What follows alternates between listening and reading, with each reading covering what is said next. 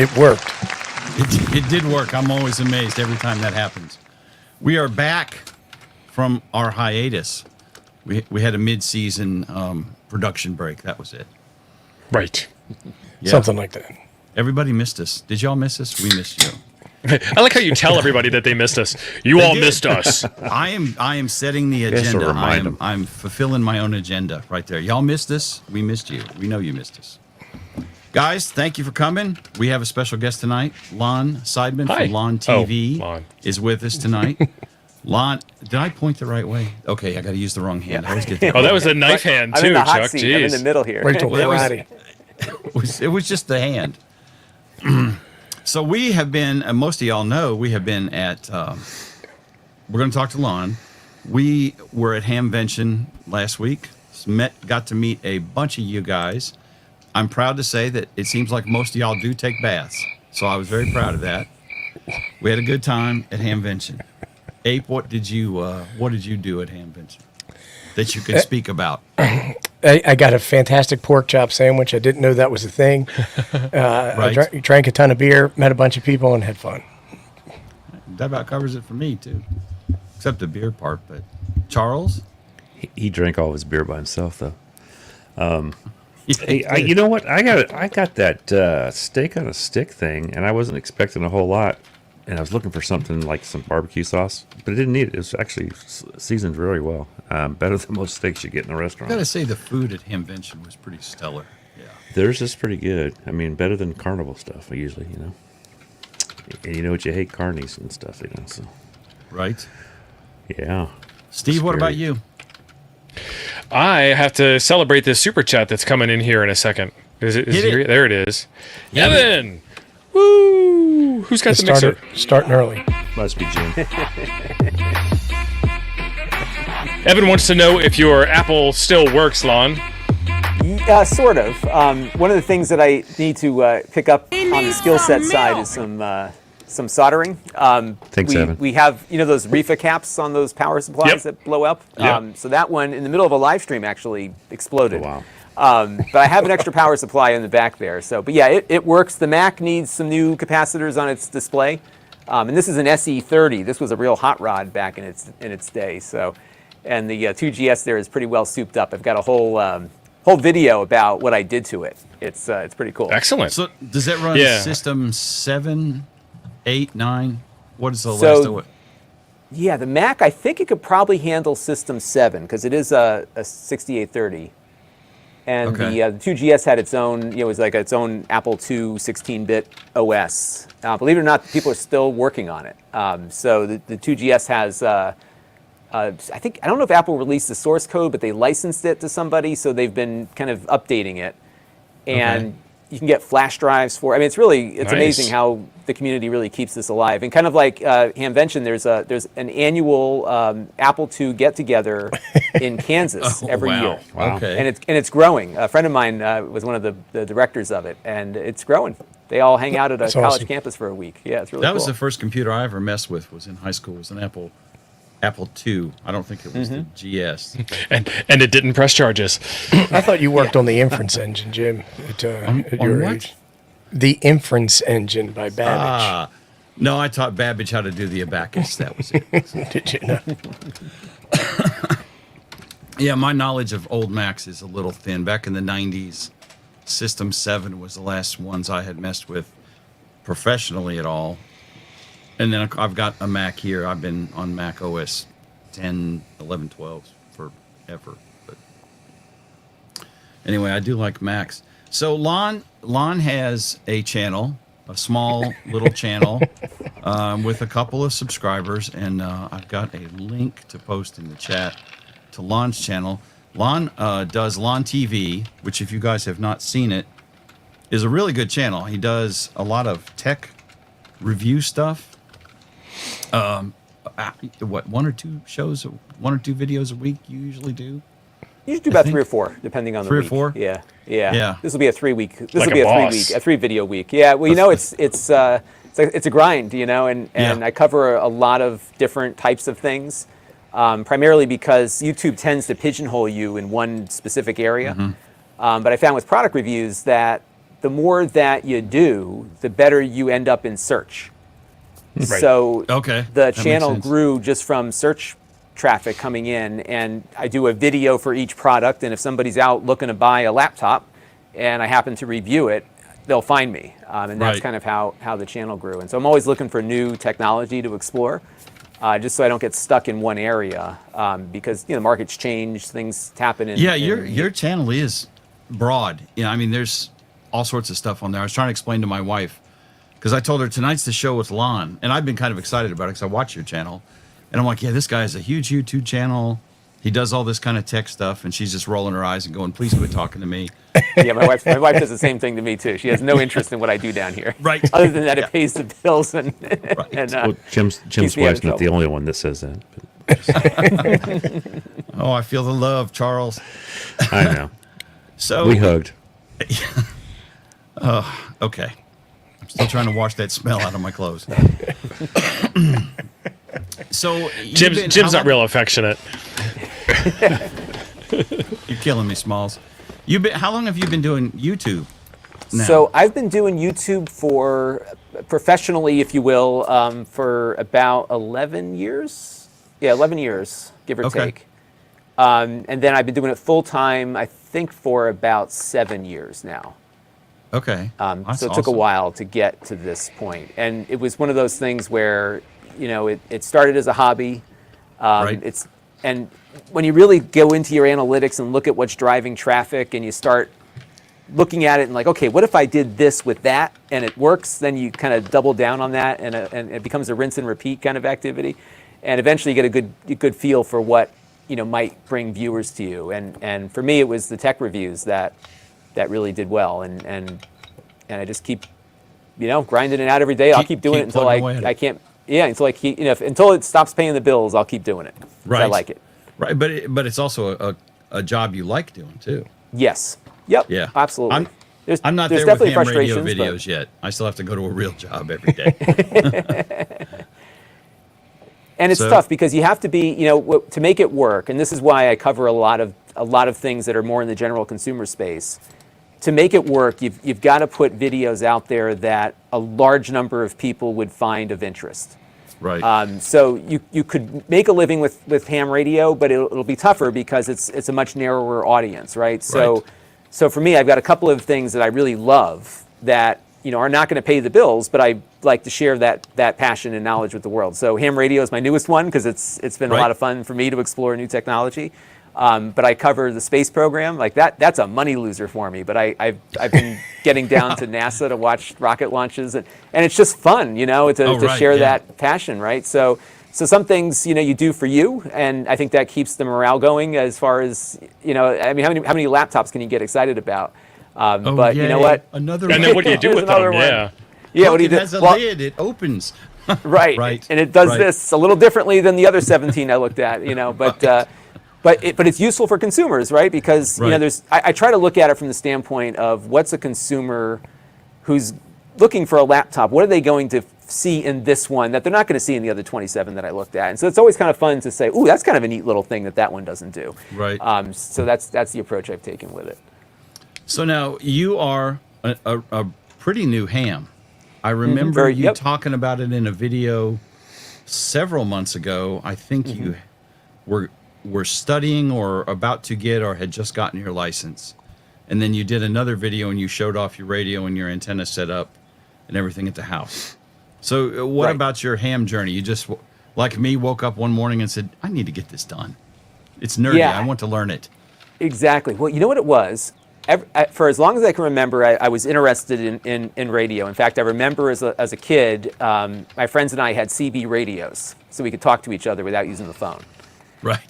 They weren't hacked up or anything. Like I had to go to Radio Shack and buy the power supply and the antenna, and there was a whole group of people. Like we just would talk to each other on CB radio, and then we'd get sworn at by some of the truckers that were driving by on Interstate 95. Right. They're only there for a while. And it was always fun to just kind of explore, to listen to what other people were talking to each other about. That kind of stuff was kind of intriguing. And as a kid, you learn a lot of colorful language Right. on the CB. Hey, Mom, so, what does this mean? Yeah, what does this mean? Well, it's funny. My mom, there was a brief period in the 70s where everybody had a CB radio. Oh yeah. I was So there. my mother had a Datsun Z car, and she used to haul up to her job every morning, and she used the CB radio to figure out where the state troopers were so she could avoid a speed trap. But so it was always kind of in the back of my mind. And then I can't remember what prompted this, but I'm always on the lookout for something new and different. And I think it was I stumbled across this website, websdr.org, and I was able to tune in to a software-defined radio out in the Netherlands somewhere, and it was amazing what I was picking up, like all these weird number stations and emergency action messages, and it was like I got hooked on it. Like for weeks, I was just like tuning all these different things on this WebSDR, and then I said, I wonder what I could get at my house. Oh, more money came in. Sorry. All right, Yeah. new member. All right. Jason is a channel member. He joined us on the GMRS channel membership level. Channel membership gets you a behind-the-scenes chat in our Discord, and it also gets you a once-a-month meeting with the four of us where you can ask any questions or, like Don, make fun of us however you want, especially Generally, Jim. that's it. Yeah, that Pretty covers much it. only Jim. Thanks, Jason. Oh, you got another Oh. one coming in now too. It looks like. Yeah, and we might these have ones a don't few come in questions. StreamYard. Okay. These ones don't come through to StreamYard, Yep. but Andy gave us his membership. What do they call that? The monthly member milestone super chat. So Okay. you get Oh, I you get a see. free one Got every it. month if you're a member. Oh, I see. Cool. That's pretty neat. Yeah, I have the so same on. problem with my thing. It doesn't. Yeah, so I bought the. So I was like, what can I get at my house versus all these SDRs all over the place? So I went on Amazon and I Right. started looking around for software-defined radios, and of course I stumbled across the RTL SDR Sure. for $30, and I said $30. The This gateway can't be- drug right there. The gateway drug. That's what I Yep. called it. And I was like, wow, this can't be true. It's so cheap. So got it. I hooked up the lousy antenna that it comes with, and I stuck it to my window upstairs. And all of a sudden, there's like stuff all over my local area I'm picking up. And then I'm hearing like these data signals going over. I'm like, what the heck is that? So then I start digging around and downloading software. And what was fun about it was that it kind of reminded me, like back to the Apple II, back to my old BBS days where you dial up on these bulletin board systems. And I was always hacking away at my Apple II and buying all Right. these different things for it. And I was like, wow, this is a lot like the Apple II days where you had all this weird software you had to get, and you had all these things that you had to learn and figure out. And then there was a real reward in actually seeing, in this case, these data packets getting decoded onto my computer screen. Yeah. Yeah, so I was like, oh, this is awesome. So, and then I started seeing that friends of mine were licensed hams in the area. I started picking up, one guy I went to high school with was running a APRS repeater, digipeater, and I'm picking up packets from his house, which is right behind my mom's place and a couple miles away. So I was like, oh, this is cool. So I want to do that. And then I started researching, the process of getting my technician license, which I'm still currently at that level. So I did. I went out and studied a lot.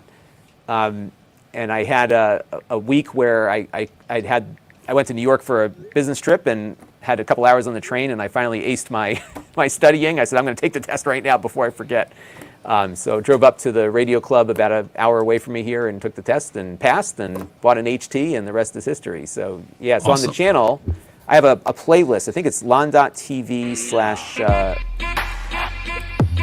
Don, I'll grab thank the you. link. I'll grab the link Another and one. post it for you, Lon. Yep, sure. Lon.tv/SDR. Don Diagidio has joined at the general membership level. Thank you, Don. You want to Don. hit all the other people that have popped up for membership that we didn't get on the Yeah, we had a couple. Yep, we got a couple of people came in right after Andy Cowley did. Evan came in. He said, "Smash that like button." Thank you, Evan. Jim says Jim needs to tell Lon about the Flex Radio. Jim has been converted to the extra bright side of ham radio, and he's using Flex radios now, and they're super special. We got Ed Sweeney who came in, and he said, "Oh, what the hell? Why not?" That's the attitude, Ed. That's the spirit. And then Randall Rash just came in and said, "Yep, I'm a member."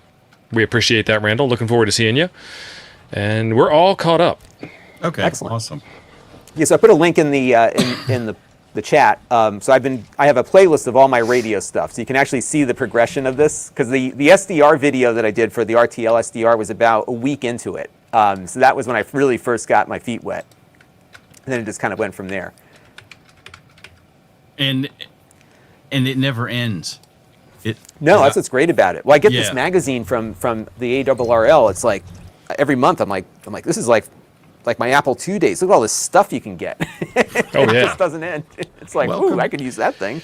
Welcome to Hey, the Lon. dark side, Lon. Hey, Lon, you know how they give you a choice of magazines and then you can get the other magazines that they publish online in like a special magazine viewer type deal? Take a look at the On the Air magazine. I write articles Yeah. for that magazine, and they are, I don't want to say they're dumbed down, but they aren't as in depth, is probably a better way of putting it. And it might be a little more approachable for somebody who's just breaking in. You know what? I downloaded that magazine recently, and I read it. Yeah. It was something. What was I reading about? I can't remember what it was, but it was one of those things where I started and I was reminding myself to go back. But yeah, I need to check those out. There's so many publications, and then in that playlist you'll see we did a tour of the ARRL because it's located only about 45 minutes up the road from me. Right up the road. Yep. So it's right here in Connecticut, and many Nice. people don't know that. So we did a 2-part tour. Mr. Good Game gave us a great tour of the Sure. facility It's there. one of our and- friends. We just were Yes. chatting with him last week. He's the And, tallest I of the ham radio saw the YouTubers. video. He's awesome. Yeah. He was great. He gave us a whole, we had the whole day there. It was really, really fun. Mr. And- Good Game. Yes. Mr. Good. And he had just started there because he moved up from down south to come up here. Yep. He was in Yeah. Yeah, I Mississippi. used to before Mississippi. he got the job with the league. I used to do a weekly live stream with him. He's a great guy. Yeah. So Steve's yeah, it was really great. good. We had a great time there, and it was fun to just. And then they got me on the air, so I was able to reach somebody. I did my first DX on that trip, so it was Nice. cool. Yeah, Well, they do then have a you- little tiny radio station there. Yeah. yeah, W something. I don't remember what. yeah. Yeah. It's the ultimate ham shack. Right. So you've got an HT. I don't remember which HT you said you had. I If have you mentioned the it on your show. the whatchamacallit, the Bridgecom. About- The Bridgecom. Oh, okay. yeah, The Anytone 878. yes, that one. That's it. UV2. Okay. Yeah. Yeah, so I've got that. I've got. So you got DMR. I also bought a cheap Baofeng because why not, right? Everybody's got one of those. That's the cheap. You game gotta. drug It's right like there. it's like underwear. You got to have 5 or 10 of them. Yeah, exactly. Yeah, It's so everybody's got cheap. It's like, stacks why of not? them. Yeah. Right. And for me, it's like, ooh, that's another packet modem I can I can use. Exactly. So I have one of those. I've got an F. So my base station is the FT991A from Yaesu, Good choice. Chuck's got one of which those. is- which I love because it does everything, right? I didn't have to have Right. more than one thing. And then, of course, now that I have it, I'm like, well, I could use another 3 radios down here to do. Yes. You know. Yes, you can. Absolutely. I know a guy that's selling some, so I know a take, guy that's take, trying to take a look. trying to move Okay. some stuff. Yeah, people are always selling stuff too. That's what's fun too. There's so We much are great equipment out there. always horse trading and swapping and selling radios. Because I bought a new radio at Hamvention last week to replace the one in my truck, which there's actually nothing wrong with, but don't tell my wife, y'all be quiet. And There's always something wrong with the radios when they ask us. right, that's right. I had to get rid of this one, baby. It was doing something. The flux radio capacitor stuff. went bad. Right. That's right. And exactly right. they all cost $100. That's So right. I mean, I'm just upgrading because Yaesu came out with a new one. I wanted a new one because it did have a couple features that I really liked, and so I'm moving the old one. There's nothing wrong with it. It works fine. Probably work for another 20 years, but and the same with the stuff in my shack. I got some upgrade cycles going on here now that I got to get moving on. But yeah, there's always somebody selling something or whatever. it's crazy.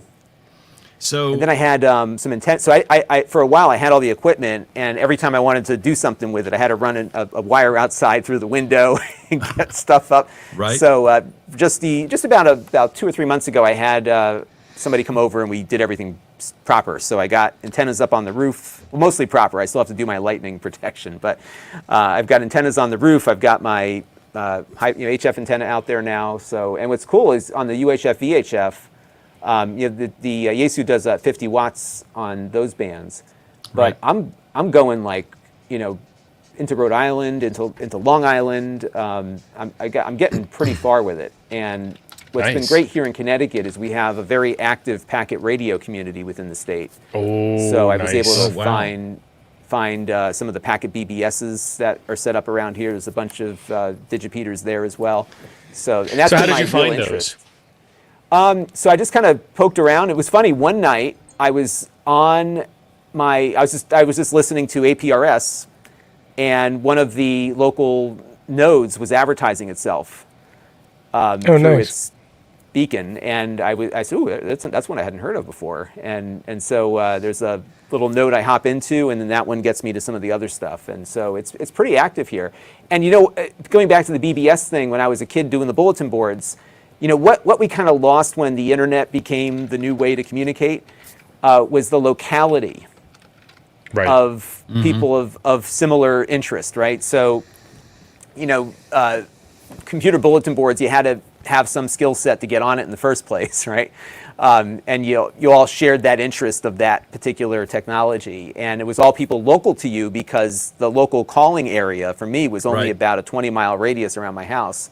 So that was like your online buddies, and you would hang out and play games and all that kind of stuff.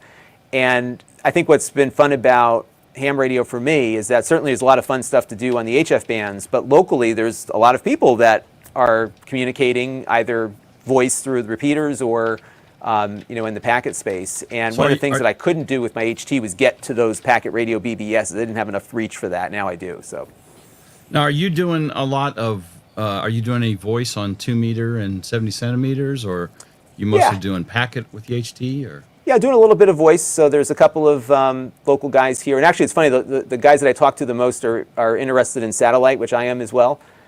So it's been kind of fun to pick up some tips from them. And the other day there's a big move right now in my neck of the woods. They're running fiber optic internet cable everywhere. So we had a nice discussion about different internet providers, because it's all local. Right. So it's been great to connect with some local hams that way. And the repeaters here are not as active as maybe other places, but there's a few that are pretty busy. Yeah, I think it's awesome that you're doing all that stuff. When I first got into amateur radio, I was a technician for about 5 years. A lot of times folks are always like, oh, no, you need to get on HF. HF's where it's at. HF is the good stuff. And there's so much to learn. There's so much diversity in UHF and VHF, and a lot of fun to have, especially if you're in an area that is active in those frequencies. So, I mean, I think it's awesome, and I think that folks can learn a lot spending time kind of honing those skills, crafting those skills, and learning how everything works, as opposed to everybody's got their own journey and their own path that they take. But a lot of times I'll meet folks who did like they call it zero to hero. They'll go technician, general, and extra in one day, and then really don't know how any of this stuff works. Right. And it's like, well, you did exam cram. What do you expect? Right. Not that I'm knocking those folks. It's just a different journey, different experience. Yeah. I think there's a lot of value in taking your time, getting your feet wet, and kind of wading into the deep water. And for me, it's an exploration because I'm like, what is out there? I think what really fascinated me about the RTL SDR is that there's data packets floating around the air. Yeah. Tons. And they've been around me the whole time, and I haven't been picking them up.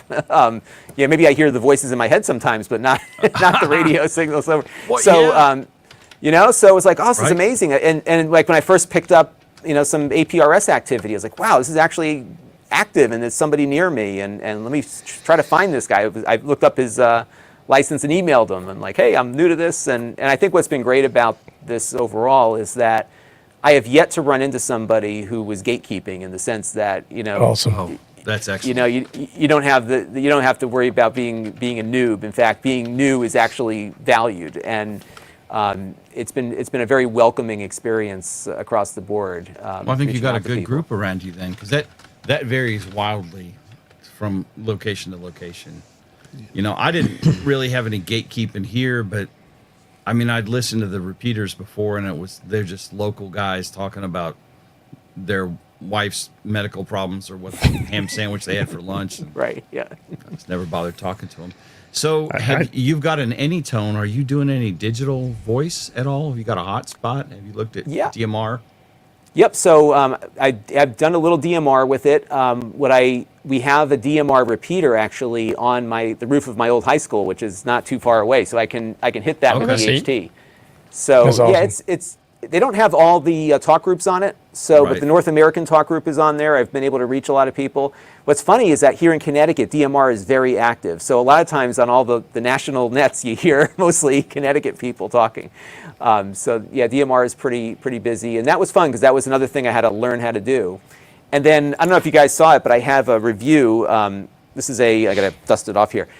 This is a little cell phone that doubles as a DMR radio.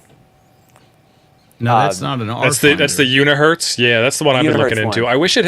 I wish it had 2 meters in it. I would be sold on that in a New York minute if it had 2 meters on it's it. just 70 centimeter. That's it. But it was fun. You could send DMR text. So I was sending DMR text messages to my my HT with it. So it's kind of neat.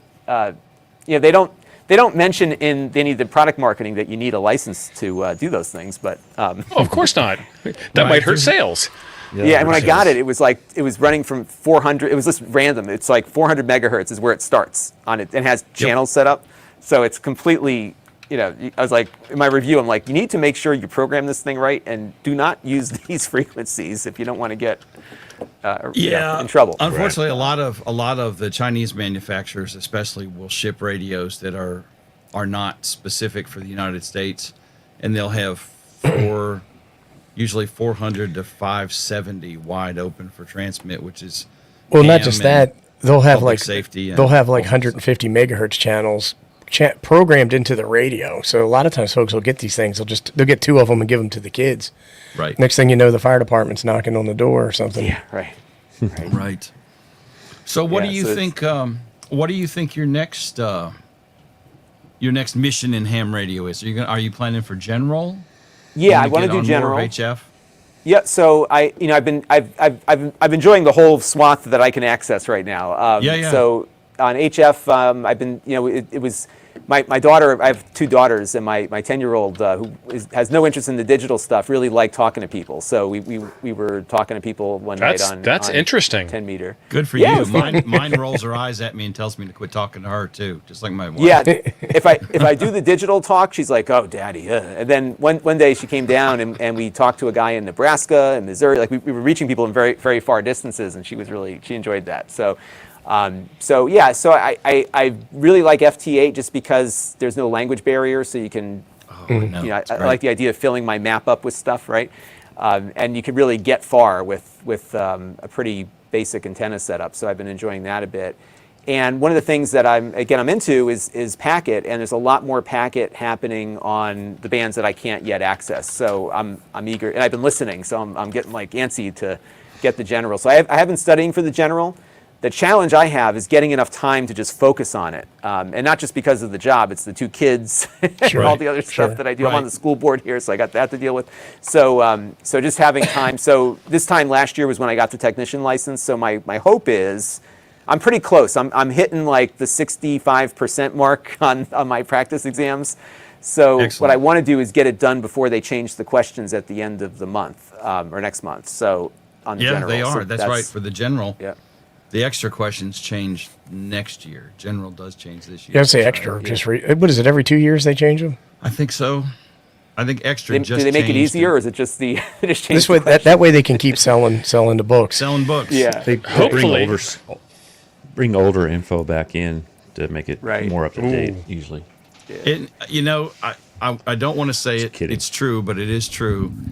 Lon, did you ever take a Cisco cert test ever?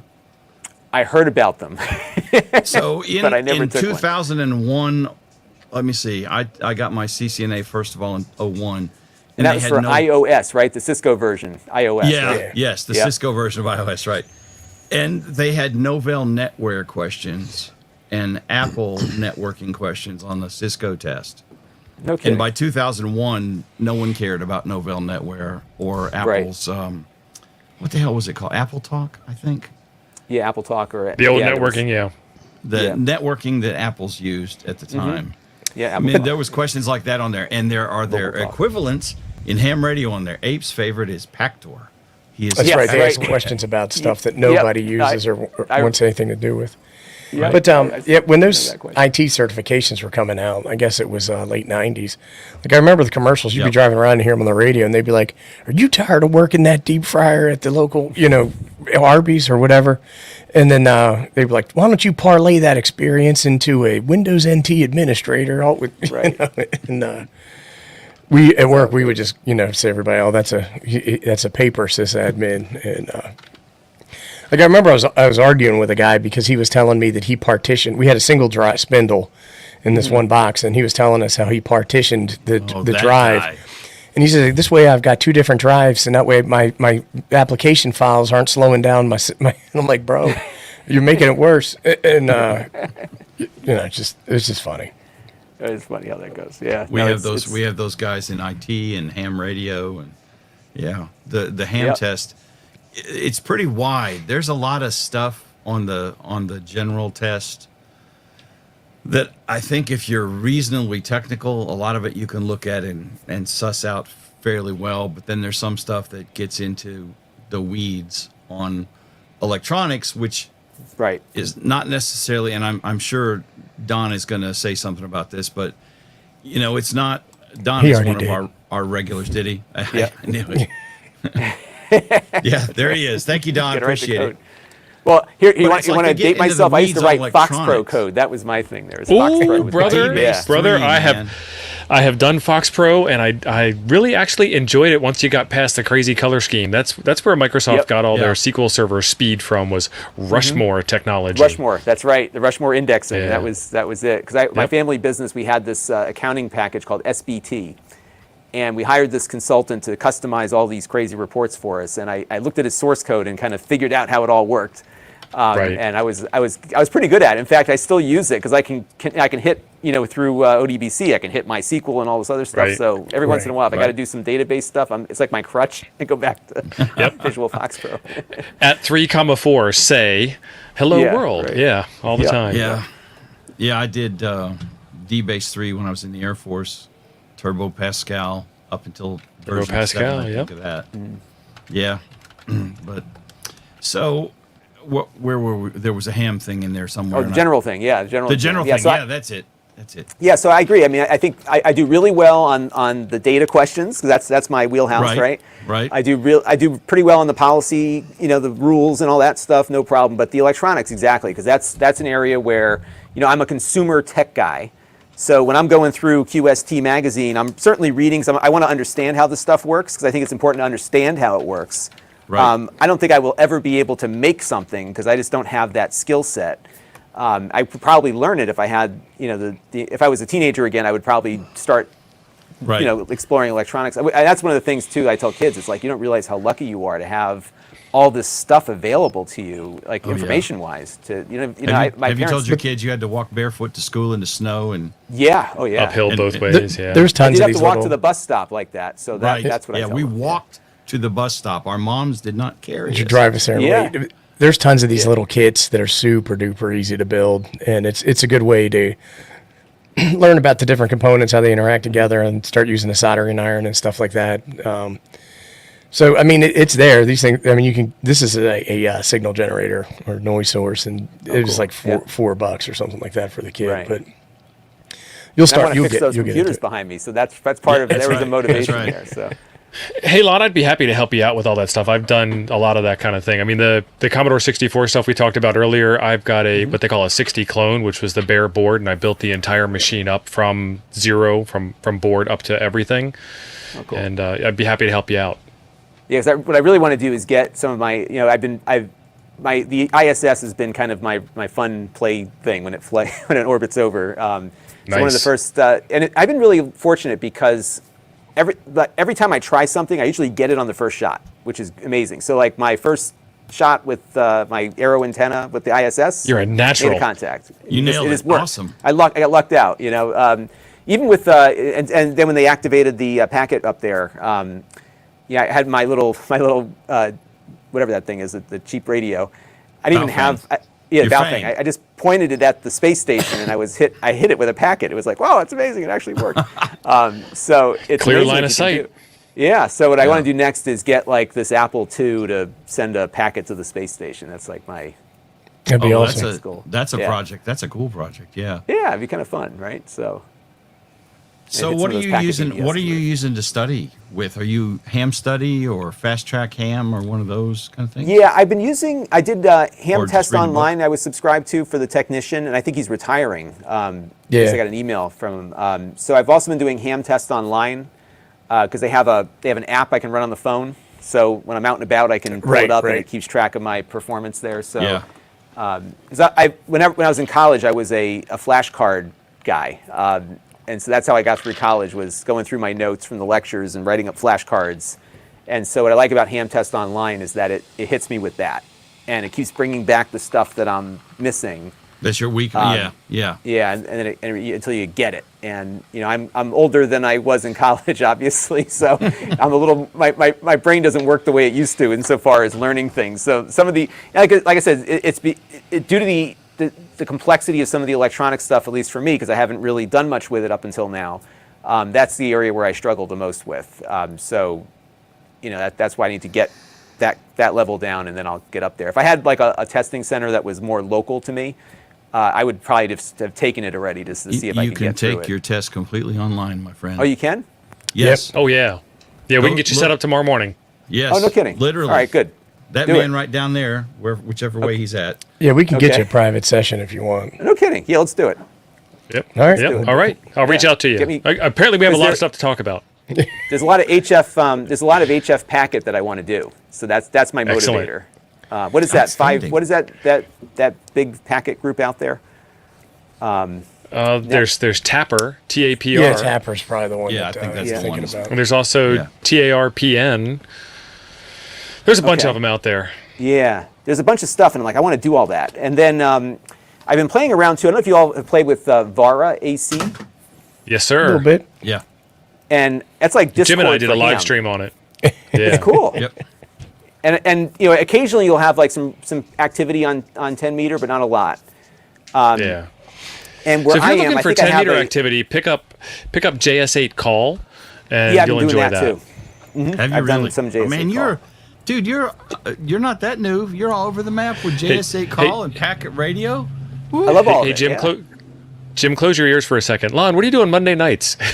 Oh, really? Wow, I'm right here, man. You said close your ears, man. Yeah. We did. Yeah, Jim doesn't listen very well. We could bring him on. We could bring him on Nuggets. Absolutely. Yeah, Monday night we try something that we've never done before live Oh, cool. in Oh, ham I'd love to radio. try So that with we did Vara, we've done JSA call, we've done a couple of different WSJTX style replacement softwares. We've done free DV, free data, anything that you can play with that you can demonstrate live. We'll mess around with. It's fun. And there was cool. the Yeah. infamous D-Star episode, which is still reverberating around the internet. Yeah, it's the second longest ham radio stream that's not like live streaming a contest. Hayden, Ham Radio DX over in the chat, owns that one. He's done a 24-hour contesting live stream. Yeah, I'm a fan of his channel too. I've learned a lot from watching his stuff. So We were hanging Oh, out excellent. with him. He doesn't smell bad or anything, even for an Australian. He's all right. Well, Yeah, he since came you over know, for the Ham Fest. Yeah. why don't we all go to Since Australia? you know That would be Hayden. kind of fun. He'd love that, I'm sure. Hayden had a question for you. Hayden just came over and we spent like last week with him at the Hamvention. He says, Yep. "What's the number one piece of advice you can give us content creators?" I think, what the biggest advice I can give is you need to find a way to bring new audience in. And I think and I would love to get some data. I don't know if there is any out there. I would love to see what the number of new licenses is since YouTube really became a thing, because the barriers are far less reduced. I think what would help, well, first of all, product reviews are always good because even if nobody knows who you are, they Right, may to be search looking for for the them. product, right? Yeah. So sticking to the big brands, sometimes at the outset is important, but if there's things that are really cool and different and interesting, the algorithm will find you sometimes, not all the time. Sometimes, yeah. Yeah, and I think you have to approach it, from the standpoint of each vertical, with ham radio being a vertical of technology. There's a finite audience size, and just like it is with the space stuff that I like, there's very active space channels, but there's a finite audience for it that are really into it like that. So I think the more you can find connections to a larger consumer audience, the better you'll do. So for example, of my ham radio videos that I've done, the RTL SDR videos, I did 2 of them, were heavily watched. It was interesting. And I think what happened was I got into it around the time that the unfortunate events in Ukraine began.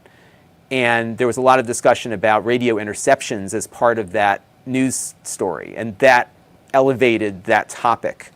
So when YouTube saw new videos on that topic, it was presenting them. Yeah, So I think whenever, SDR is super duper popular also with people who like to listen to like replacing police scanners and stuff like that. Right. So there's a huge audience. there's a much bigger audience for it. I was going to say something else too. I just came to mind. It was in my head and I left. SDRs and Yeah, it was something SDR related. There was something that it'll come back to me, but yeah, there's things that there's things that happen in the news cycle. Oh, the Chinese balloon thing, for example. Sure. So when they're shooting balloons down all over the place, a lot of those were probably ham balloons flying around, and what was. And I missed I was all set to do a video on it. I just didn't get it done in time because I had a friend that actually launches them down in Florida. oh well. And so I wanted to get him. He had one all set up. We couldn't schedule it for where he could show it to me. But there's What's his times name? where Matt Reese. So he Okay, is not okay, yep. he is not a ham, but his friend is, and so he does the balloon and his friend does the radio. But there's times where something radio related will break out into the consumer space, and when that happens, jump on it, because that's an opportunity to talk more about what ham radio is Right. and how it can Radio. benefit the community. Yeah. Yeah, we Okay, actually, answer the question. I think we were talking, and maybe it was somebody else, but there was some guys in college, and one of the things that they needed to do is have telemetry to a solar powered car that they were building, and they had to go all get ham radio or amateur radio licenses because they were using the amateur radio frequencies. I don't know if you can solder or not, Lon. We produce a line of antennas for HF, and that's the one skill that you need to have is being able to solder. But we'd hook you up if you want to try one out, try to build one, and see if Yeah, I'd love to try it. Yeah, we'd be See how glad you like to. it. Yeah, Steve Goodgame We'll gave tell me the one West also Coast that I. shipping facility to fire one off tomorrow morning. Oh, cool. Yeah, and I know I watched enough soldering videos to be dangerous. And then It's not too bad. When I was a kid, I did mod my PlayStation. Well, Okay, About a well, you're week. going down the right path, yeah, that's good. That's good enough. If you can do that, then Yeah. right? you should be Worked good. for about a week. But my father believe it or not, my father though was an electrical engineer. So my father worked at a company called Yardney Electric here in Connecticut. He worked on the life support batteries for the Apollo moon missions before he wow. started his business. Yeah, so he hasn't done it in years, but he was an electrical engineer. So I've got it in my genetic You code got it in the somewhere. background. That's Pull it exactly out. right. Yeah. So let's talk about your antennas, because Don asked that question, and you had an end fed up in the video I saw, I think. Yep, I got that. You had it chameleon. rigged up from your back porch, and I'm proud of you because that's as white trash as everybody's first antenna was. Did the same thing. I'm like, well, it's the best I got for now. I'm tired. I'm gonna go sit down. And what's funny is I got that set up. It's basically going up my porch and then on, and I strung it over to my kids. So I have this big open backyard, so I have no trees like in the vicinity. And my lawnmower guy comes by every week and mows everything. So I didn't want to have any wires on the lawn. So I wanted something I could set up. I have a little hole now in my house so I can pull cables through. So I've got like kind of a permanent setup. So I have a chameleon portable antenna. I forgot the exact name of it. The MPOS was probably what it is. Yeah, Yeah. something I like thought it was that. AMCOM, It's I great. think. The lefts. But I'll tell you what, I set this antenna up, and I got the antenna tuner for it also. I set everything up, put it up on the playscape out there, got on 10 meter, and my very first call was to a guy in Russia. Outstanding. And he's like 5'9", like that. I was blown away. I was like, oh my gosh, like this is another example of how lucky I've been getting with this stuff. Like first shot, all the way to Russia from Connecticut. And that here. was on the So, Chameleon? That was on the chameleon, yeah. Yep. Yeah, right now 10 meters is very active based It's off of the very solar cycle, and Yeah. that's awesome. You were able to do that. Yeah, it's 100 watts, and boom, it was there. Then FT8, I'm hitting Australia, New Zealand. Sure. It's yeah, it's you had amazing. And mentioned you were doing FT8 a lot. So you have the one antenna right now? Yeah, that's it. Just one antenna. Yeah, well, I've got I have two actually. So That's I my have sad that face one. line. You only have one antenna? I know. Technically, I have have three three. soon. I do have three. So I have Okay, I have all right. I have the chameleon. I have a diamond something or other for UHF and VHF that's up on the roof. Oh yeah, okay. Makes And sense. that one, I'm amazed. I bought the kind of the middle of the road one. But I'm like I said, I'm hitting. I think my longest run was like 90 miles with that thing on APRS. Nice. So Very that's good. pretty good, right? And I'm actually elevated. So where I live, I think I'm like 150 feet above sea level. So I'm up on a hill. So I'm in a You good got spot. good reach from the topo, yeah. Yeah, so I'm hitting Long Island real easy. Because Long Island's right, when I send my drone up, I can see the Long Island Sound from my backyard. I don't know the geography up there that much. How close is Long Island to where you are? Connecticut's real close. Yeah, so if you got in like a little boat, you could get there in a half hour. Okay. You just go right that across close. the But if you Sound. drove, it's Yeah. 4 hours. Yeah, 4 hours in traffic, and exactly. Right. Jim has a boat in his backyard. Yes, I do. There you go. It's not in the back. He'll be right up. It's by the carport. The dock, by my yeah. truck. So yeah, if you send the drone up, I have waterfront here, so that's what I'll use when I Don't sell we the all? house. Yeah. Yeah, right. So I have that, and then when I first got started, because I was looking for something really, I needed something like simple to start with, and I looked around a lot, and I found this guy's blog post who he had set up a little vertical dipole antenna, and he was using it just for 10 meter FT8, and he had a parts list, and he lived in Maryland or someplace where he couldn't put up an antenna, right? But this thing worked because he could The put it whole on his state back of Maryland porch. is like that. Yeah. Yeah, right. every bit of that state. Just Yeah. get out of it. Too many homeowners associations, right? So he All he the had this- trees in Virginia lean towards Maryland because Maryland Right. sucks. I'm joking. And I'll tell you what I first of all, I had a couple of viewers who were really helpful in making suggestions. So I have one viewer, Trent, who's been constantly. He was somebody who went and got all his licensing done right away, and he does everything like me. He's totally into it, like I am. So I had a few people like writing in to help me, but there really wasn't like here's the stuff that I got started with kind of videos that I could find really. So I found this blog post and bought the parts at DX Engineering, and I have like this nice 10 meter dipole that doesn't need to be tuned, so I didn't need the tuner right away because I didn't know enough about this stuff, right? I just wanted to do something with it. So I got that little antenna set up and it worked. And I was like, oh, that's cool. So I did that for a while, and every time it rained, I pulled it back in. Then from there, I started researching more. I was commiserating with Trent, my viewer, who suggested the chameleon antenna. I said, I'm going to get that, and drilled my hole in the house, and the rest is history. So, and that's my first one. And my wife is not crazy about having a whole bunch of towers in the backyard. They never And are. I've had a few hams well, come just over to the house. one helps. Yeah, and you should see my backyard. It is like an open. It looks like the Windows XP rolling hills, just like grass. So, and they're all like, "Oh, you could put so much stuff up here. We could be running like, Right. And I said, Sure. talk to her first, because, what I got away with, the TV antenna was the last one that she's going to allow. So, I cut the cord, or about to cut the cord. So we got a TV antenna now. Nice. The last time we had a TV antenna was when I lived back home in Illinois, and we get the Chicago stations on antenna. I cut the cord around here, probably 10 years ago, I think. 8 at least, I don't know.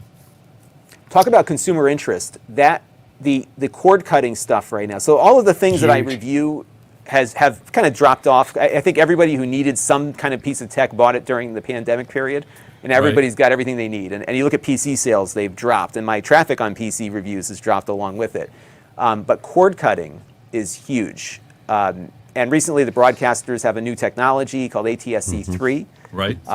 which they're about to lock down with DRM. That's a whole other discussion. But anytime I do something about that topic, I get a lot of interest. So actually tomorrow I got another device coming in for that. So that's been. It's that's interesting that we got onto TV a little bit because we have slow scan TV in amateur radio. Yep. And DATV too. And Yes, and what is by the way, that's D- another reason why I want my Yeah. general, because I've been listening to 20 meter short slow scan television, Yeah. and it's so fun. Like I love these pictures people are sending each other, and You can just and never I set tell my what's going to computer show up.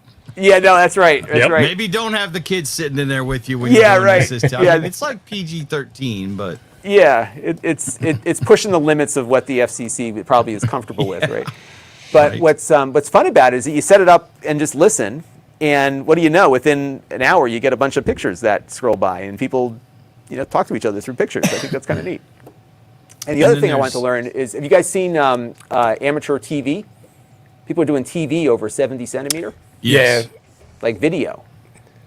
Yeah, there was a couple booths I saw at Hamvention that were selling TV gear. That's like the public access channel on your local TV network. So we could do TV and talk about our health problems Wayne's Yeah, World, do yeah. at the same time, You could show your health problems in Right? addition to tell it, right? Here's my This is my. Here's Here's my swelled up gout foot. yeah, right. I've seen enough of that, Abe. But you know, The if world you is go not on ready for YouTube and do a search for amateur TV, there's a couple of nets that are strictly done on TV, and these guys it's like a Zoom call, but they're doing it over. It's really cool. That's So awesome. that's neat, right? And you know what I like about all of it? I think what really attracted me to it is that in the BBS days, there was no infrastructure that you had to subscribe to, right? You had to have a phone line, but everything else was run by the users. Mm-hmm. And what I like about amateur radio is that I don't need to pay anybody to transmit my message to somebody else. And I Right. like the idea of that technology still existing. Because I covered the ISP internet provider space also. It's another popular area because it connects with cord cutting. And, they're all predatory, awful companies, Yeah. with the exception of one that I toured recently. Like, and it's just like, why should we have to go through all this just to talk to other people? And the fact that, we have access to these bands, there's certainly limitations as to what you can do on those bands, but for the most part, if you want to communicate digitally or with voice or whatever, you're free to do so, and you don't have to pay anybody to do it. And I like that idea. And we've had some big storms up here in Connecticut, so we have, over the last 10 years, we've had probably a collective 3 months without power. Oh wow. Oh wow. It's granted over a 10-year span of time, but we've had these week-long power outages, and we had a point where the only cellular phone company that had backup generators was Verizon. All the other ones didn't. So we had one of these storms. Like I said, I'm on the school board. We couldn't even get the word out that school was open, right? Because the cell Everything was service down. Yeah, the cell service was down. The phones didn't even work because they had switched over to some digital phone technology that we didn't know about. And meanwhile, you got APRS. You've got ways that you can get messages to people without having to be part of any of this infrastructure, and I kind of like that. And it's not like I'm predicting doomsday here, but I think there's times where we do, especially where I live in kind of a rural suburban area, that we're sometimes the last to get turned back on. Yeah. And same here. Yeah. Exactly. so it became, so we have at my town hall, for example, we have a ham station at the town hall.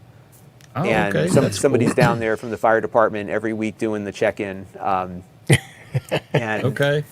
And yeah, we got some nice antennas up there at town hall. I haven't actually been over there yet, but I was talking to the emergency management person there, and I was telling her about APRS and how that might be something useful to just have as a digipeater there, just in case you Yeah. need cellular Oh, heck connections. yeah. You can keep track of Yeah, your fire trucks. And We have a repeater here that is part of the Skywarn network, and so whenever there's any kind of bad weather or stuff like that happening, they shut the repeater down for normal traffic. Emergency traffic's always allowed.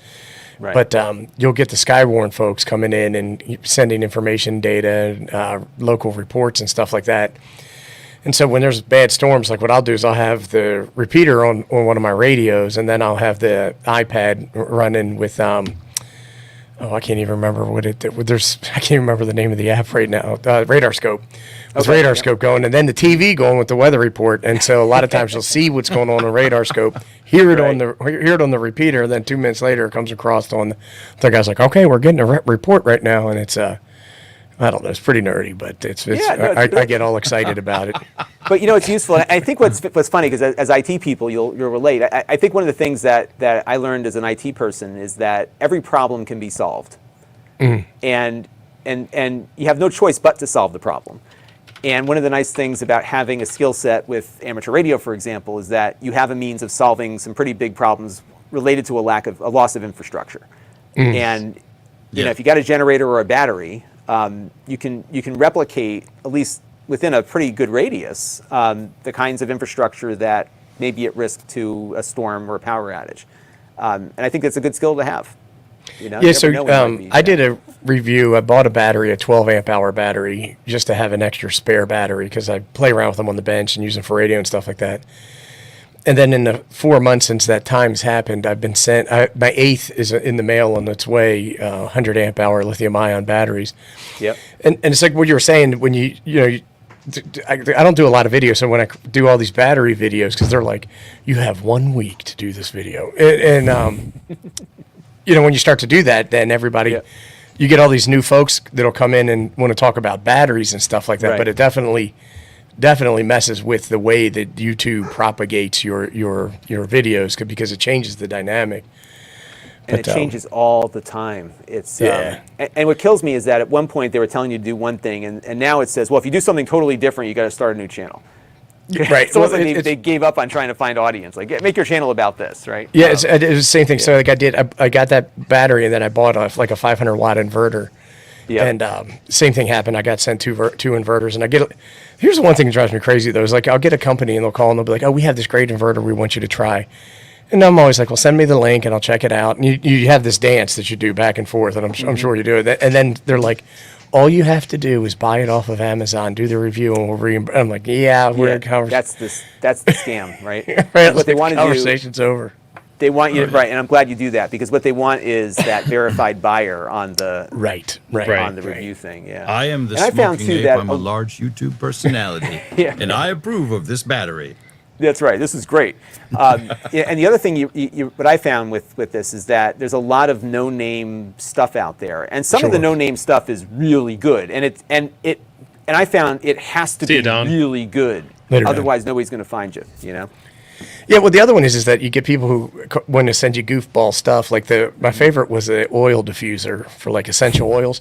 To me, essential oil is bacon grease, but Right. they're like, we want you to diffuse this lavender oil that we produce and tell everybody how wonderful. I'm like, that's a little too far out. I can't do that one. Well, Hayden's my asking- email. Go So ahead, Lon. every Go ahead. night, around 11 p.m. or so, when China wakes up, I start getting all their people reaching out. And most of it is like completely out of left field that I would never Right. cover. Like it's I not got even- a thing for a the makeup stand. That Yeah, exactly. Like a Where you get teenage girl would have. A big could big use that. email of images of all this junk that. Yeah. Right. Ape already has one. He doesn't need Yeah, another Yeah, it's like one. I already have my makeup stand. I so- saw he was running a little bit at Hamvention when he was getting hot on Friday. It was kind of he was. It was hot that one. Saturday was the hot day. Whatever day it was hot. I was grumpy. Yeah. So Hayden, that's Ham Radio DX. He's in Australia. Well, we talked about Hayden already. We covered that, Jim. Yeah, he was asking what Lon thought about bow fangs, and we covered that as Senior well. But moment. He's actually in Chicago right now, but yeah, he's in Chicago. Oh, is he? Oh, cool. Oh, Yeah, he's flying I- back to Oz. You know, my problem with the Baofeng stuff is that as I've been watching YouTube reviews on the resonance that they may do, like I always Harmonics? wonder, harmonics, yes. Yeah. I don't know where I'm popping out in addition to where I think I'm transmitting to. And it That's just my concern, is depends. that- It depends Yeah. on which model you get and what day it was made at the factory. Right. And I mean, Jim, you had are- one where your harmonic was as strong as the fundamental, right? Didn't you? That was that Abri radio, Yeah. which is probably made by the same bunch. Literally, when you key up the radio on frequency X, and I think it was this way on VHF and UHF. I put it on a spectrum analyzer, and there's the primary signal at this level, and the harmonic is like right here. It looked like a porcupine. He had so many Yeah, spikes on And the you screen. could literally tune another radio and hear what I was saying on frequency A, on frequency X, Y, and Z, because the harmonics were so strong on that. And so you get radios like that, which I think was about a $60 or $80 radio. I'm not big enough that I get sent radios a whole lot. I had to buy that one. But I bought it. It looked nice, but it was a flaming piece of junk. Right. And then I have a Baofeng UV6R, which is just as clean as can possibly be. I mean, it's got very clean. There's no harmonic spikes sticking up, and Right. there's no. Ape, you were saying we got this a little confused, but there's no real standard for UHF.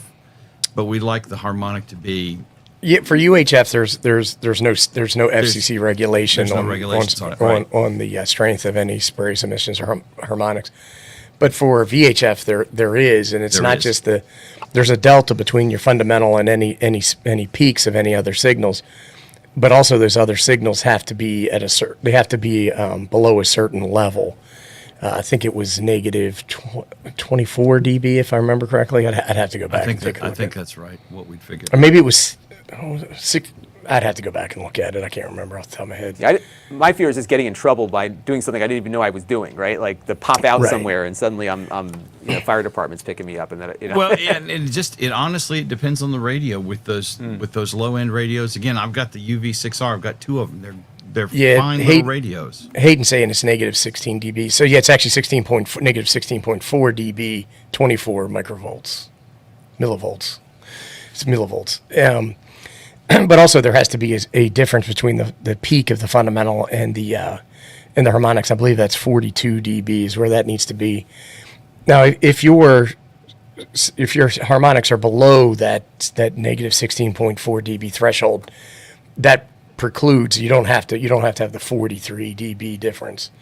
So I mean, like, you need an engineering degree to be able to tell if your radio is clean or not. And so, like, there's radios that I got before I knew about spectrum analyzers and all that I loved, and then I set them up and started and started testing them, and I was like, well, I guess this one's receive only now. And that's the worst part of the whole thing is that when you find out you can't use something that you like using. Right, exactly. But if you do So something everybody's blatantly pretty wrong, rest assured there'll be a ham telling you that. careful. Yes, exactly. That's what I like about it too. I Is that threw it in the garbage. right, exactly. Yeah. So I have my little bow thing. I have the 7-watt version, and I got the little cable so I can plug it right into my computer and do stuff with it. It's pretty cool. Yeah, it's a lot of fun to do that. Yeah. Yeah, I did a video where I used a Android tablet there's an application called Droid APR Yep. RS, and I did a video on that with a Baofeng, and I was like, this is fantastic. I can sit here and watch all this stuff, and I can send custom messages, and all I needed was just an audio cable, really interface to a OTG USB on the Droid tab. It was great. I did a video using that to go to the space station with it. So Yeah, great. Those and by folks the way, I had another great, like, that video worked out great because I had I had a Android phone. I did split screen, so I had the satellite tracker on one side and Droid APRS on the top part of it. sweet. And I lucked out. I contacted this guy over APRS, and he ended up sending me a card.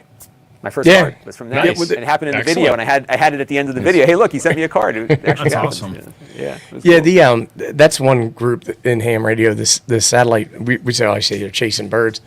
They are super duper into that, and you have to be relatively well skilled and to get into it. It's a much smaller aspect of the hobby where they're super duper interested, but there's most hams could care less about it. But Have you heard about Green Cube? I have not. Yeah, Oh, I gosh. have. Yep.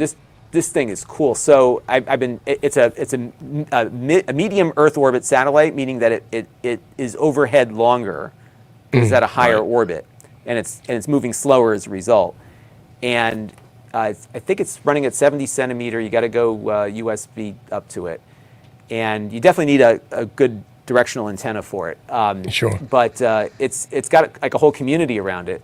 And what's neat about this thing, as I understand it, it's a little CubeSat, and its primary purpose is that it's got a little pressurized garden inside of it.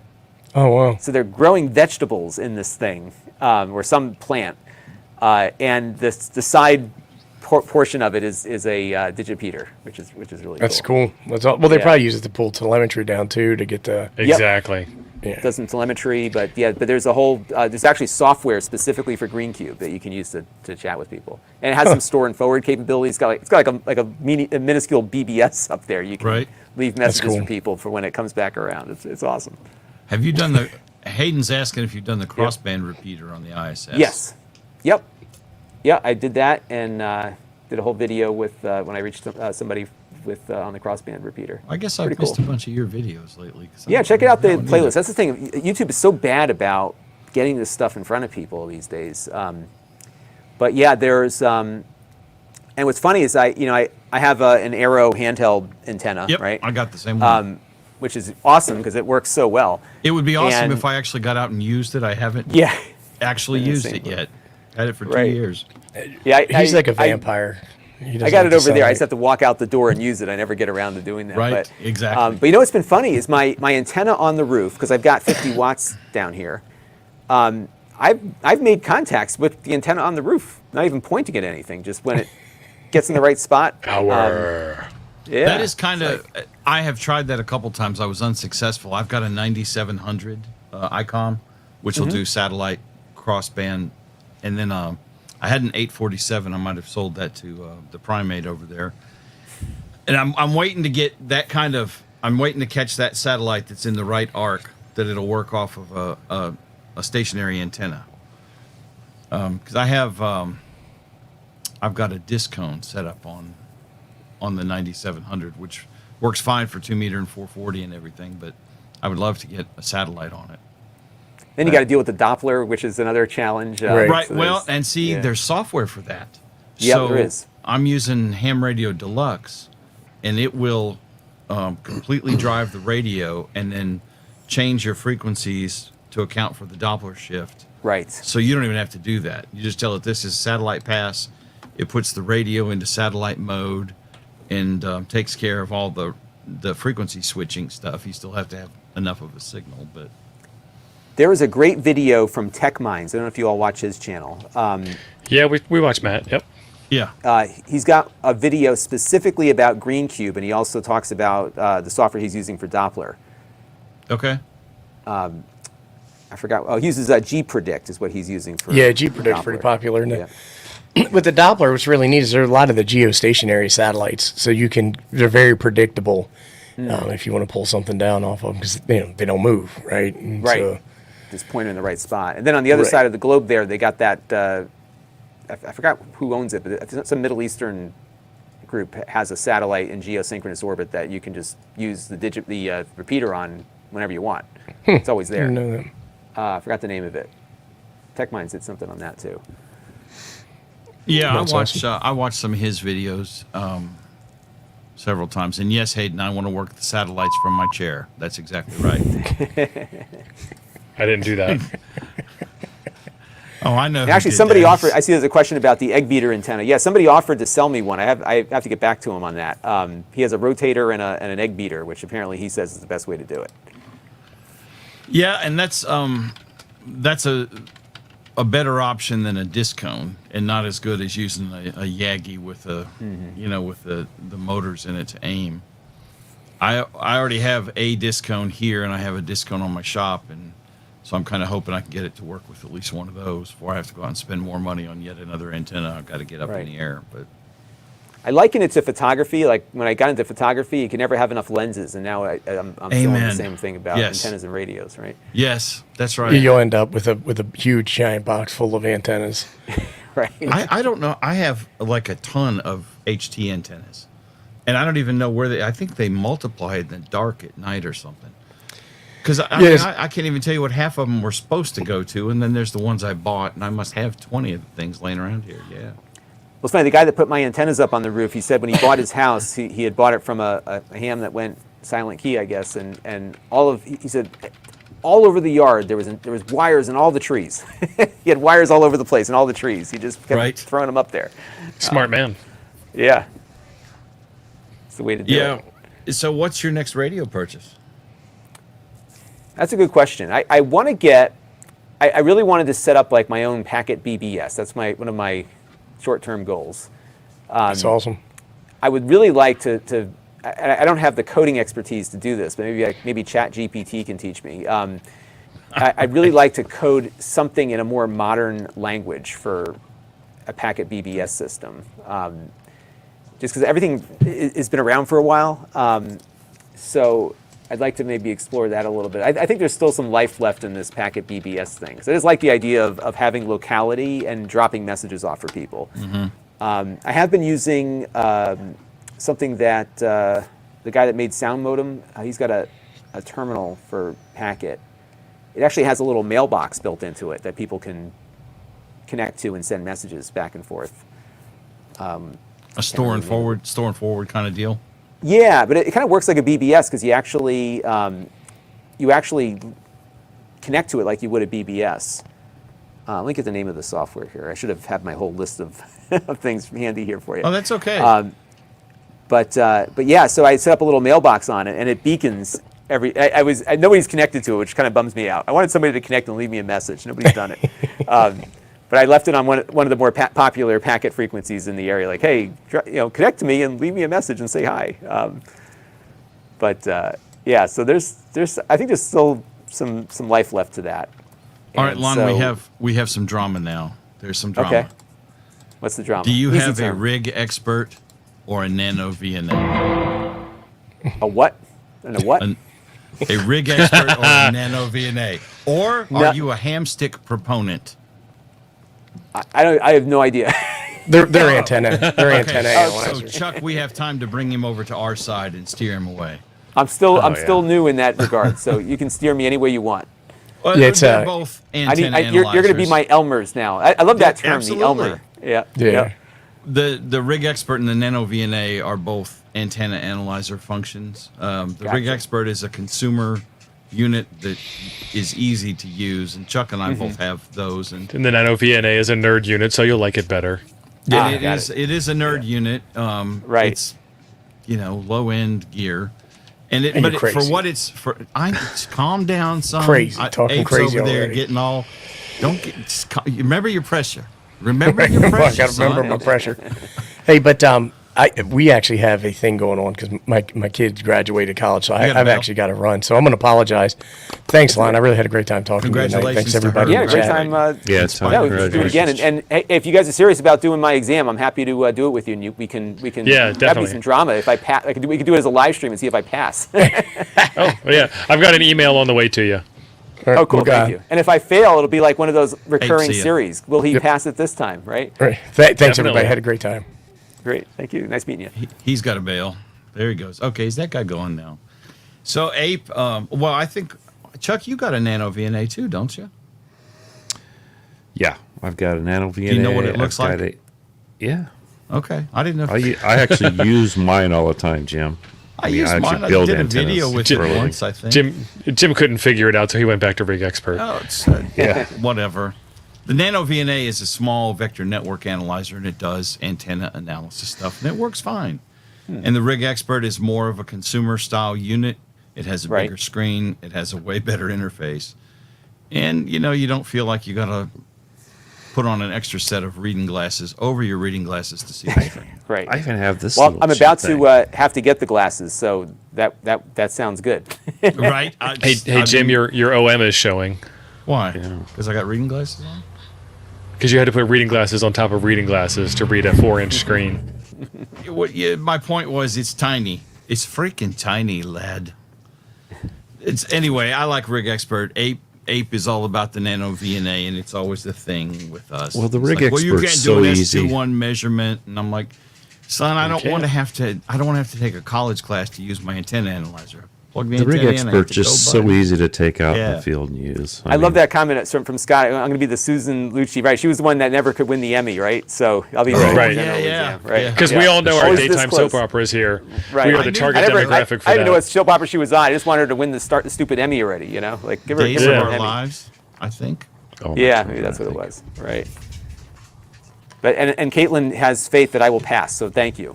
I'm getting close. I There think you I'm going to go. pull it off. Yeah. Well, I mean, I need to. I've got a general, and Chuck is. You're a general, or you're an extra? Yeah, general. General. I've So- talked over the world as general, so I don't know. I may Yeah. go up one of these days. Well, it's kind of where I've gotten on it. I've whiffed the extra 3 times by 1 or 2 questions, and I'm like, okay, I'm going to stop now. I'm tired. Yeah. But the general is, and this is what I was going to say. The general is a big step up for you to go from the tech, which is pretty limited, especially on HF, and then you get to general, and it just opens up a whole For new everything. world. And there's a Exactly. whole lot more stuff that you can do, and a whole lot more bandwidth and places to play on, because you'll get 160. Well, you just basically get everything. Right. But and then they reserve part of the low end of each of those bands for the extra class licenses, and that's a whole nother thing. Right. But basically, that's the only difference in license between the general and the extras. That the extras have, a smidge more of the lower side of each band. Steve, is there anything else that an extra can do? It's just the Lots extra and lots bandwidth, and lots isn't of bragging rights. Yeah, that's Yeah. right. You get the, it? You get the girls, you get more girls. They buy you drinks in I can't- bars. I can brag about that, but then you'd think I was arrogant, and I don't cross I that didn't know line. if it was like the Masons. You couldn't tell me about the secret rites that you extras can perform. Well, you can ask me about it, just not in public. Right. I wonder if the term extra came from that, right? Because Yeah. now it's like if you're flaunting, you're extra, right? Yeah. So Well, so they right. changed That's what the they kids- that's what the kids changed the call it. licenses. It used to be advanced, and then right. they combined the upper level and the lower level a little bit, and rearranged a bunch of stuff, and they had to give it a new name, or else it's advanced still. So it's Right. amateur extra, and it's like Right. it's going to be extra, but we're still going to call it. We're going to put amateur in front of it. That way, you don't get too full of yourself. Yeah, right. You're still Amateur extra. See, Right. I knew it. They got That's a it. special handshake in their own lounge. See, I knew they were. You didn't know that? Y'all were holding out on us. Tim, we're not supposed to talk about that. See, Tim is giving up the secrets right there. We met Tim at Hamvention. He's a cool guy. I think he's going to be on the show, I think, in a week or two, right? I think so. But yeah, and See, Mike knows. so that'll be cool, and that's good because Steve is a VE. We have a ton of VEs in the chat. Yep. Once you So, become a general, you can be a volunteer examiner to help test technician class licensees. Right. And then an extra can test extras and generals. And the only reason why we can do that is because there's nothing above extra, so there wouldn't be anybody to Right. test us. So we get to test Well, there ourselves. is, but- That's why it's a secret club. Well, you know what I could do? I could go through all the VEs in the chat before I pass. We'll be happy to reproctor your exam over and over and over again until you cool. pass. Excellent. I crashed twice in an We hour. got nothing better so- to do. Yeah, right. Keep going until we hit it. Right. Cool. No, I've And the definitely- cool that'll thing save me some about time. doing it that way, Lon. So tomorrow, how long will it take for him to know if he passes tomorrow? How long does it take to get his license the way you guys do it online? So if he passes tomorrow, he will actually be able to do KC1 RGS stroke AE, acting amateur Right. extra, and work right away. It doesn't even matter. He will know the second that he has completed his last question and As soon clicked the as he submit button passes. whether he passed or not. And then the FCC database can work its way out later. You don't have to worry about Right. that. Yeah, Yeah, I guess on the y- technician, I had to wait till I was in the database, but where I got my call sign and in the database. Yeah. And that depends. Apparently, that depends on how you tested too. I tested here in the Montgomery area. Yeah. Apparently, with people who were using mail, the U.S. mail, to send off the test results to the FCC. So I tested it like the employee break room of a grocery store. I'm not making that up. On Yeah. Saturday morning, That's awesome. and it was like 2 weeks later before it showed up in the FCC database. But I've Yeah, seen mine other took guys about who that long tested. too. Who tested on a one day and had their license even as techs a day or Yeah, two I was later, getting so that- antsy because I had bought the radio. So I think I bought the radio before I tested. I was confident. And then it's like sitting there and you can listen obviously, but you can't Right. do anything with it. And right. it took about a week and a half, 2 weeks, because it was funny because I took the test at a local radio club. They meet at a firehouse not far from, well, about an hour from me. But they had a really cool setup there. They had like their whole, the firehouse had a whole room just for these guys. So they had all their equipment in there, and they showed me a whole bunch of cool stuff. And there was guys sending TV images from they were doing all sorts of cool stuff just in the meetings. They had their meeting right after the exams were Right after done. the exams. Yeah, that's Yeah. and I guess it depends on the group that you're doing the testing with. But when I tested for extra and whiffed it 3 times, it was online with Steve and several other of the YouTubers and a couple other people Yep. I didn't know, and I No think it was pressure. you and Carlos Okay. and KO4AFL, and then a lady, and I don't remember if there's another guy in there or not. But it's the most painless way to test that you could ever want, and low key. really? I mean, Yeah, because like for me, I've had these windows where it's like usually the first 2 weeks of the month around here, there are the exam sessions that are closest to me, but all of them are half hour, 45 minutes Right. away. So it's just finding the right night that works has been hard. So Oh, yeah. Yeah. this would help immensely. oh yeah, well that guy will get you hooked up. Well, guys, We'll take care of it. we're over time. Lon, thank you Bonus time. so much. Yeah, thanks for having me. It was great just to learn from you all. So I enjoyed Well, it. yeah, and great channel, big fan. Thank you. So, and we'd love to have you back again too. And Yeah, I'd feel love to free. do it. We have a Discord, the Toads Discord. Steve, there's a link for Links. that in the chat, right? Yep. The top of pinned the up at chat. top. At the Yep. top cool. of the chat. I will join your Discord.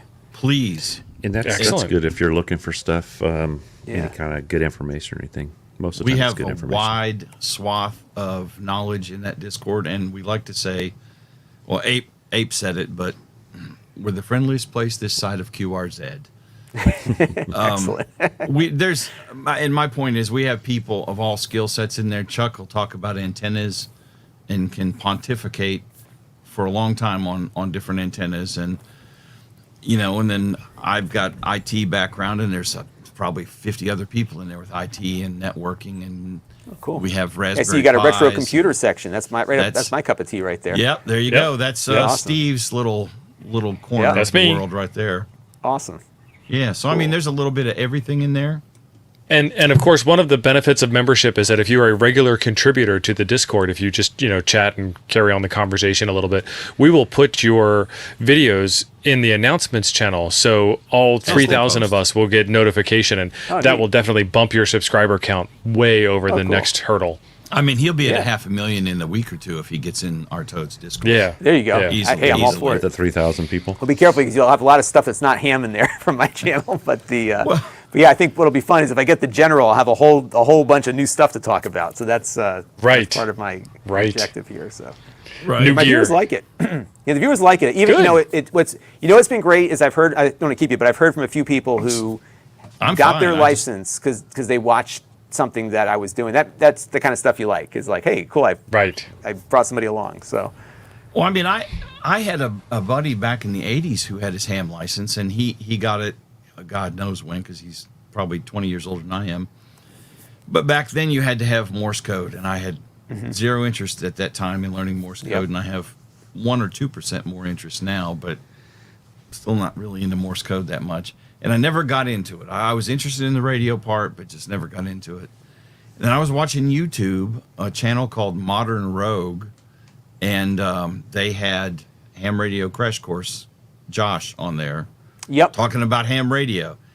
And I watched them, and I was like, I got to go get this done. And that was Yeah. back in 2019. Right. So went out and took my tests. And Did it. Yeah. yeah, There you are. yeah. I mean, it always been something I wanted to do. I just finally got around to doing it. I was in the same boat. Yeah, exactly. Yeah. And the Morse code for me was a barrier as a younger kid, and I had nobody Yep. who could teach me it, and that was it. Door was closed, and it changed a lot when that went away. So And I'm envious of guys who are good at CW. I just don't know that I'm ever going to be. And finding the time and the effort to sit down right in the and learn it. I'm like, oh, we can do digital. 2 talking, contacts a or day, we can- man. Or we can do Morse code. Let's just talk on the radio and be done with it. Anyway, or talk on YouTube. or talk Right. on YouTube, right? Yeah. Right. And We do a all lot of have- talking on YouTube. I think I told you in our emails back and forth, but we all have individual channels. Smoke and Ape, temporarily offline. Chuck is KK6USY, Ham Radio Adventures. And I've got FEP Labs Radio, which is a story in itself. But anyway, so that's what we all do. And then we have our combined channel here that we do. We do 2 live streams a week with that. And the topics are, stuff like tonight where we have a newer ham on, or somebody's telling us something about their ham journey, or we're talking about antennas. Saturday morning show, I think we're going to do kind of a ham fest recap thing. So our topics change on a regular basis on the Coffee and Ham radio shows. But Yeah, it's like a international ham radio club. right, well, Exactly. Funny Yeah. that you should mention that, because Steve, besides being an extra, is also always got the gears turning. And if you're a member of the Toads Discord, you're a member of the KT0 ADS Ham Radio Club. It's all really official. Cool. That's right. It's all really awesome. official. And The we world's have largest ham radio DMR, club. D-Star, Fusion, Yep. reflectors all linked in together, and we're working on linking okay. in M17 and All-Star. and Oh, cool. P25. Oh, wow. All right. I Oh, I'll yeah, have to spend some time NP25. on this. Well, I will have to explore that Discord and everyone's channels and get Oh into yeah, all this stuff. yeah, and we'd love to have you. And the point with the Discord was there's a lot of knowledge in there to tap, and I really think it's a very friendly Discord. There's really no gatekeeping in there, and it's mostly family friendly. Maybe the meme channel gets a little. Well, if you don't like mean, don't go to the mean channel, right? Right. Yeah. Right. Don't look. Yeah. Just don't Yeah. let it bother you. We It's try not- to it's keep just the you can't channel laugh. to a PG-13 and Right. keep politics and religion out of. Well, as at least much you have as a we mean can. channel because that way it doesn't bleed out into the other channels. It's like you can be Right. mean here and Right. nowhere else. No, That's not it. mean. Yeah. Right. Meme. Oh, meme. I thought you said mean. Well, you can have a mean channel also. That works Well, too. the meme people can be mean. I mean, you know how those people Right. are, but yeah. Yeah. Anyway, That's great. so guys, thank you very much for joining us tonight. Lon, thank you very much. You're an outstanding Thanks for having me. guest. And It's a lot of fun. we'll probably have you back. Y'all have a great evening. I am going to hit the button and do the deed. Where'd my mouse go? There it is. Do the D, hit that button. And this is